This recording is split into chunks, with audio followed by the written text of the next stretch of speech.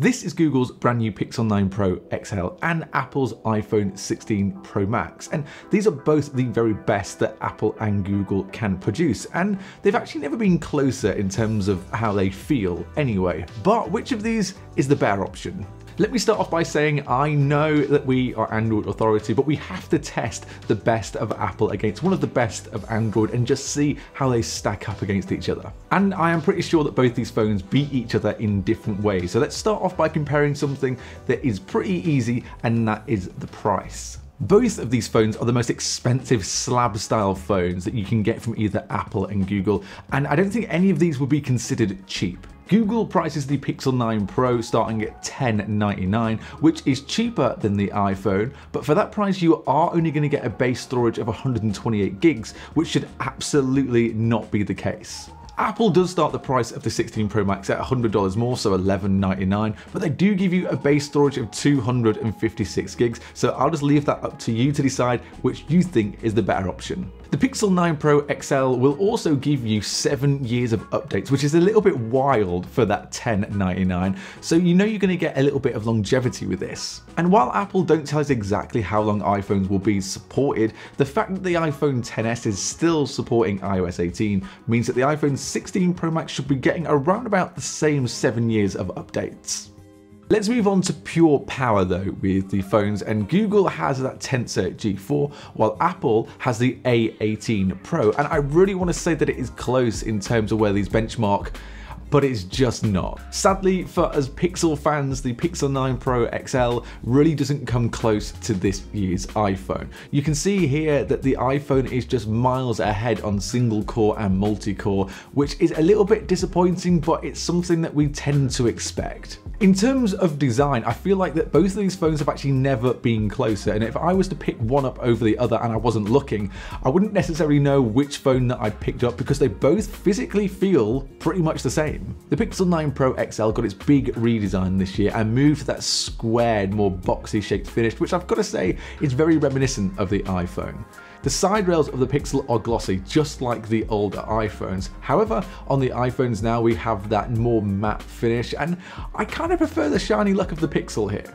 They both have the exact same curved corners, which again, they just feel really similar, and they both have the same matte finish on the back. The Pixel does weigh a little bit less than the iPhone, but this is really not noticeable. The camera housing design though is where we see a big difference between the two phones. I'll go into cameras shortly, but just the visor shaped design of the Pixel makes this look years ahead. There's something about this design that I love. It's big, it's bold, it's beautiful in a way. The iPhone though has essentially had that same design since the iPhone 11 Pro, so it does look just a little bit dated. Oh, and while we're talking about the design, there is one thing that the Pixel has that you will not get on the iPhone in the United States, and that is a SIM card slot. So this is a big win for Google. Okay, let's talk about one of the main parts of this phone, and it's the display. The Pixel gives you a 6.8-inch Super Actua display, and the 16 Pro Max is a 6.9-inch Super Retina XDR display. And of course, they're both 120Hz, and the Pixel has HDR10+, and the iPhone has Dolby Vision. There is a difference in peak brightness as well here, because the iPhone can get itself up to 2000 nits of peak brightness, where the Pixel can go up to 3000 nits, which I've actually found it to be quite noticeable when outdoors.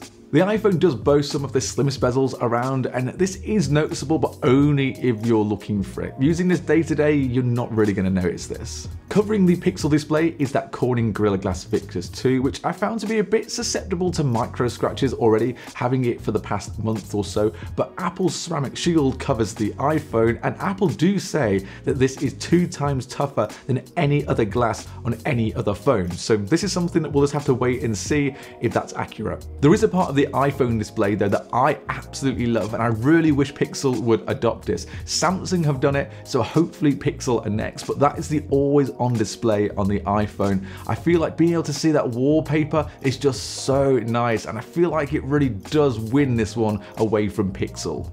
Of course, when it comes to unlocking those phones, you have Face ID on the iPhone, which again, this is just unbeatable in pretty much any situation, and it just never misses, even in complete darkness. You do do get 3D face unlock on the Pixel, which in low light isn't really great, but most of the time it does work perfectly. And of course you do have that addition of the new ultrasonic fingerprint reader, which I found so far to be absolutely fantastic. Okay, let's talk about the biggest pull of either the Pixel or the iPhone, and that's got to be the cameras. We'll start with the iPhone's cameras here, and the biggest upgrade this year was that 48 megapixel ultra wide. The Pixel does come back fighting with its cameras and has a better 48 megapixel telephoto, so they're kind of blow for blow in terms of raw specs, but it's all about the photos that these can produce. A lot of this will purely come down to what pictures you prefer over the other, but to be honest, you're really not going to be disappointed at what either of these can take. We'll start with the ultra-wide of both, and as I mentioned, the iPhone has a new 48 megapixel sensor here, and it's definitely given it a step up and almost puts it on par with the Pixel 9 Pro XL. The details on both are pretty decent, however, I feel like the overall look of the Pixel's camera here has a little bit more real to life about it. The iPhone kind of looks cold to me, and you might start to see a bit of a theme here. In low light, I don't think the iPhone's ultra-wide performs particularly well. The details aren't amazing,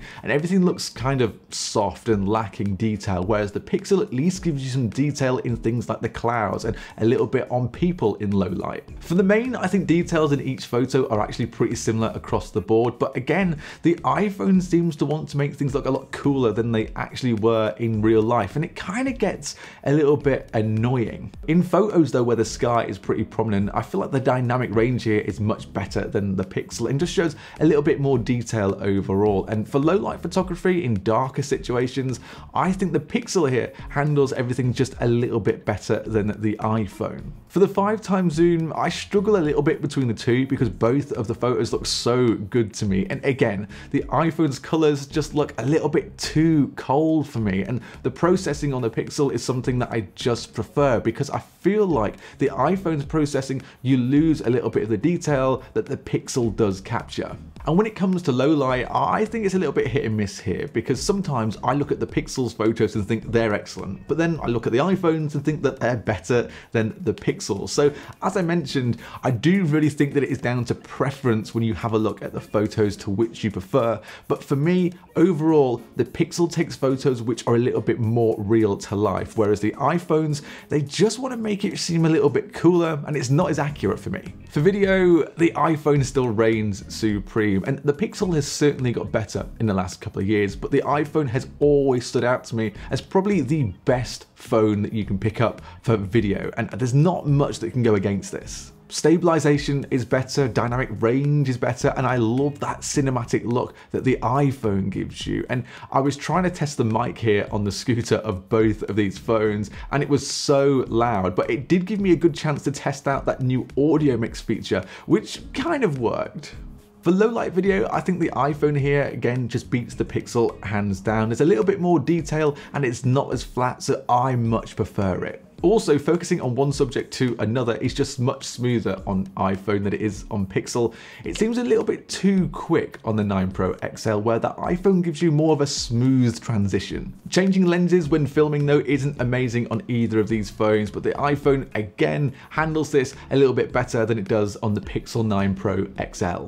Let me just touch on something quickly that is new on the iPhone this year, and that is the camera control. And I'll be honest, I don't really get it. For me, the positioning is just bad, and it's hard to use when trying to switch between options on it, and it just makes things more complicated when trying to take a photo. It's really easy to press by mistake when taking photos and start changing things like the f-stop when you just don't want to. It's nice to open the camera quickly, but I've tried using this and I'm just not on board with it. I feel like this is something that you really don't need. Let me touch on AI really quickly, because it's a buzzword and you're going to hear it loads over the next couple of years when it comes to phones. And on one of these phones, you get a lot of AI options, where on the other, you get absolutely nothing. Now, on the Pixel 9 Pro XL, you have things like Circle to Search, Gemini Live, which again, I think is really impressive, Magic Eraser, AI Wallpapers, Pixel Studio, Add Me, Magic Editor, the list can go on here. Whereas on the iPhone, as it stands right now, it ships with absolutely nothing. Apple Intelligence was the big marketing push for Apple and the iPhone 16s this year, but as it stands right now, unless you join a beta, you get absolutely nothing, and you're going to have to wait at least 6 months to get that full rollout of Apple Intelligence. I would never buy a phone based on its AI offerings, but you should always buy a phone based on what it's offering you now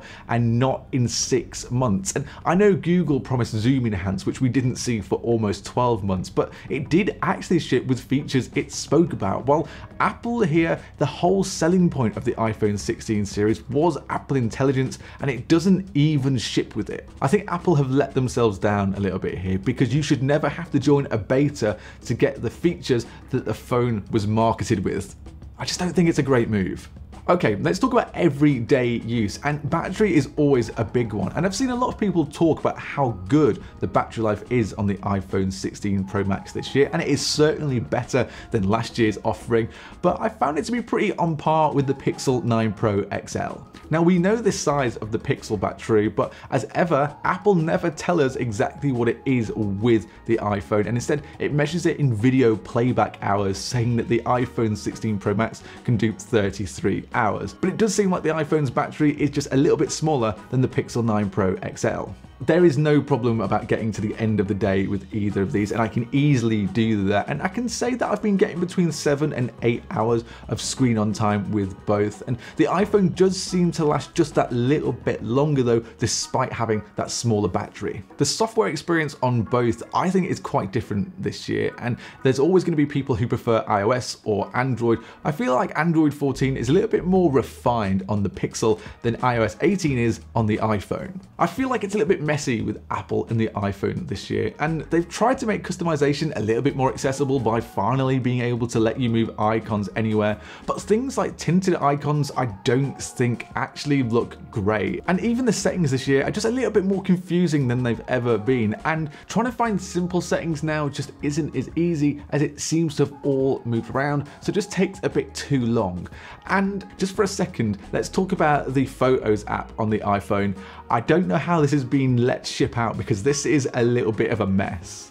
Everything requires an added extra step now, so to get to my favorites you have to swipe up on the main gallery, and everything just isn't as intuitive as it used to be. Look, if you just look at benchmarks, then the iPhone does beat the Pixel in pretty much every single way, but benchmarks are not necessarily what make phones great. It's how the phone handles day to day, and you're always going to get people that prefer an iPhone over a Pixel, but I really do think that Google this year with the Pixel 9 Pro XL have kind of entered that flagship ring, and it stands up to the iPhone 16 Pro Max really well. The iPhone 16 Pro Max is undoubtedly one of the best phones that Apple have ever released, but as it stands right now, the 16 Pro Max really doesn't feel any different to last year's 15 Pro Max, and that's mostly because Apple Intelligence doesn't exist yet unless you opt in to a beta, and it's a little bit disappointing. I know a lot of you watching this would always pick up a Pixel over an iPhone, and usually you pick up a Pixel because you prefer Android, but this year